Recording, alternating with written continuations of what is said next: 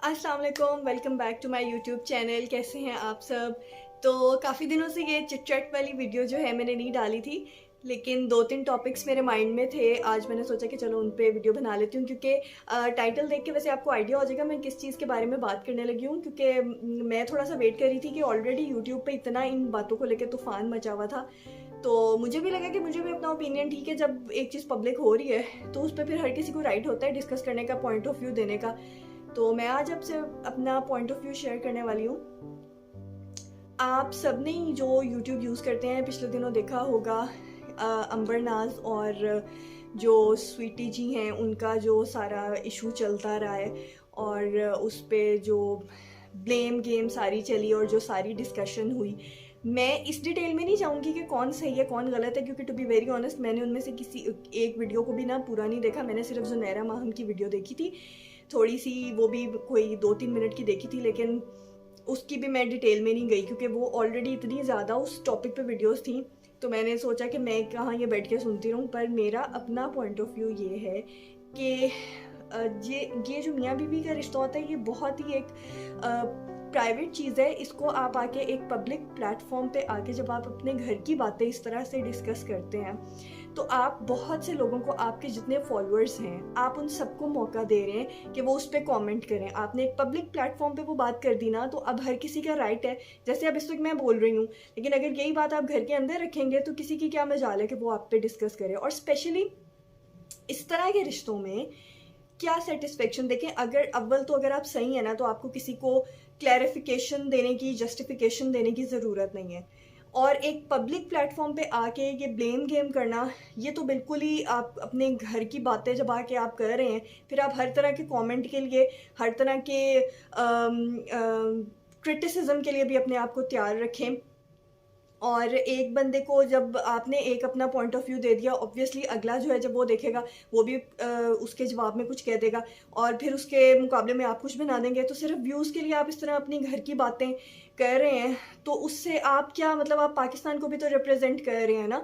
Overall हमारे जो viewers हैं वो इंडिया से भी हैं, बांग्लादेश से भी हैं, और ये जो यूएई है, हर जगह पे हमारे देखने वाले हैं। जिसको भी उर्दू की ज़रा समझ है या जो भी है, आप पाकिस्तान को रिप्रेजेंट कर रहे हैं। आप क्या अपने घरेलू मसले लेके आप अपना क्या इमेज दे रहे हैं कि हम लोगों की एज अ नेशन सोच जो है वो कहाँ तक महदूद है, कि हम एक मियाँ बीवी का जो इतना पर्सनल इशू था, मैं तो ये बात कर ही नहीं रही कौन सही था कौन गलत था, लेकिन उसको पब्लिक प्लेटफॉर्म पे डिस्कस करने का कोई तुक नहीं था, सिर्फ इसलिए कि व्यूज़ मिले, सिर्फ इसलिए कि रेटिंग्स बढ़े, सिर्फ इसलिए कि उससे पैसा आएगा। उस पैसे का क्या फ़ायदा जिस पे आपको, आप नीचे कमेंट्स पढ़ें, उसमें नीचे हर तरह का बंदा है, ठीक है, और हर तरह का कमेंट है, तो क्या फ़ायदा इस तरह के पैसे का भी। अब मैं अगर एक साइड पे कंपैरिजन करूँ तो पाकिस्तानी यूट्यूबर्स में ये भी लोग हैं, और मैं जिनको देखती हूँ, जो मेरी इंस्पिरेशन है, मैं जैसे 3-4 साल से जो 2-3 यूट्यूबर्स हैं जिनको मैं फॉलो कर रही हूँ, जो मेरी इंस्पिरेशन है यूट्यूब चैनल स्टार्ट करने में, और मैंने उनसे इतना कुछ सीखा। मैंने उनसे ये सीखा कि ज़िंदगी में आप पॉजिटिव अप्रोच लेके कैसे चल सकते हैं। मैं बहुत, वो एज अ फैमिली है मेरे लिए। आपने वीडियो के टाइटल में भी देख लिया होगा, नौश को मैं कोई लास्ट 3-4 ईयर्स से मैं फॉलो कर रही हूँ, ठीक है, और मैंने उनकी ऑलमोस्ट, मतलब अब तो वो एज अ फैमिली है मेरे लिए, कि मैं हर वीडियो मस्ट है उनकी कि मैंने देखनी होती है। लेकिन मैं उस बंदी को सलाम करती हूँ कि मजाल है कि उसने कभी कोई नेगेटिविटी फैलाई हो। मतलब ऐसा नहीं है कि किसी की ज़िंदगी में कोई मसला नहीं होता या उनकी ज़िंदगी बड़ी परफेक्ट है, कोई अप्स एंड डाउन्स नहीं आए। अगर आप देखें उनकी, मेरे ख्याल से ये पहली यूट्यूबर है जिसकी 1.5 घंटे की वीडियो थी जिसमें उन्होंने वो शेयर किया हुआ था जो उनके सऊदीया के क्राइसिस थे, और मैंने वो पूरी वीडियो बैठ के देखी थी। मतलब कोई यार नेगेटिव बात नहीं थी, इतना उनका अल्लाह पे यकीन है। और मुझे उससे एहसास हुआ कि कितने ज़्यादा ज़िंदगी में अप्स एंड डाउन्स आते हैं, लेकिन फ़र्क पड़ता है आपके एटीट्यूड से, आप उस सिचुएशन को हैंडल कैसे कर रहे हैं। और एक पॉजिटिव एनर्जी मिलती है, और पता चलता है कि वो जो दिखा रही हैं वो कुछ फेक नहीं है। वो अपनी ज़िंदगी जो एक उनकी रूटीन की चल रही है, उनकी ज़िंदगी में भी तो प्रॉब्लम्स है ना करने को, तो वो भी ये कर सकती हैं अपने चैनल पे आके। उन्होंने इस टॉपिक पे बल्कि एक वीडियो बनाई भी है, अगर वो चाहें तो वो भी आके अपने घर की बातें ऐसे डिस्कस कर सकती हैं, लेकिन वो नहीं करती। वो उन पर्पज़ उनका होता है कि आप किसी को कोई अच्छी बात ही दिखा दें, कोई पॉजिटिविटी पहुंचा दें। और इसी तरह मैं जो हैं, जो Pakistani mom life in America जो हुनैन है, मैं उनकी देखती हूँ वीडियोस वो अपना फेस शो नहीं करती हैं, बट स्टिल मैं उनको 2-3 साल से फॉलो कर रही हूँ, और उनकी वीडियोस मतलब मैंने मस्ट है कि मैं उनकी कोई वीडियो जो है ना, मेरा नहीं ख्याल कि मैंने छोड़ी होगी।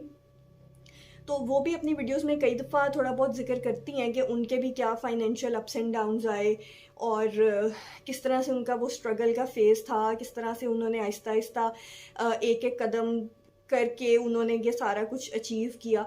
लेकिन उनके भी व्लॉग्स में कोई आपको नेगेटिव बात नहीं मिलेगी, तो इतना मज़ा आता है। वो मुझे लगता है कि वो मेरी फैमिली है, कि मैंने उनके व्लॉग्स का मैं इंतज़ार करती हूँ कि अच्छा मैंने इनके देखने हैं। तो कहने का मकसद ये है कि ऐसे लोग जो है ना, उन रेटिंग्स तो उनको भी मिल रही हैं, व्यूज़ तो उनको भी मिल रहे हैं, पैसा तो उनको भी मिल रहा है।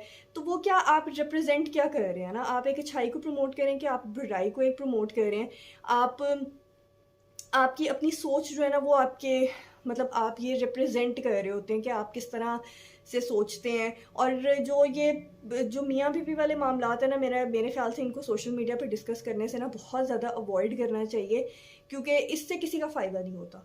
इससे किसी का फ़ायदा नहीं होता, सिर्फ़ आप एक लोगों को ना अपने ऊपर बातें करने का मौका दे रहे होते हैं।